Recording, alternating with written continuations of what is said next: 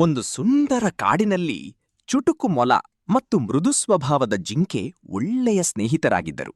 ಮೊಲ ತುಂಬಾ ಚುರುಕಾಗಿತ್ತು, ಆದರೆ ಅದು ಯಾವಾಗ್ಲೂ ತನ್ನ ವೇಗದ ಬಗ್ಗೆ ಹೆಮ್ಮೆ ಪಡುತ್ತಿತ್ತು. ಜಿಂಕೆ ಮಾತ್ರ ಶಾಂತವಾಗಿ ಎಲ್ಲರಿಗೂ ಸಹಾಯ ಮಾಡುತ್ತಿತ್ತು. ಒಂದು ದಿನ ಕಾಡಿನಲ್ಲಿ ಭಾರೀ ಗಾಳಿ ಮತ್ತು ಮಳೆ ಆರಂಭವಾಯಿತು. ಮರಗಳು ಜೋರಾಗಿ ಅಲುಗಾಡುತ್ತಿದ್ದವು. ಎಲ್ಲ ಪ್ರಾಣಿಗಳು ಭಯದಿಂದ ಓಡಾಡುತ್ತಿದ್ದವು.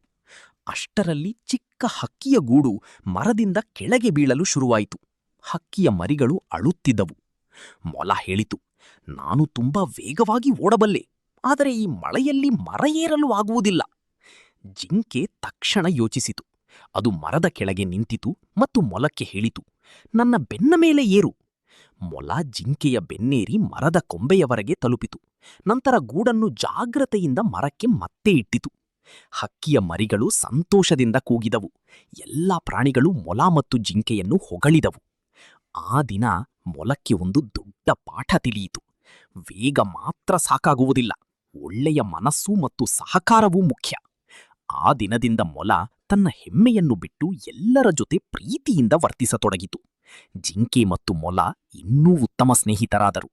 ಬಂಧು ಜಿಂಕೆ, ಬಂಧು ಮೊಲ. ಕಥೆಯ ನೀತಿ: ಸಹಕಾರ ಮತ್ತು ದಯೆ ಯಾವಾಗಲೂ ಗೆಲ್ಲುತ್ತವೆ.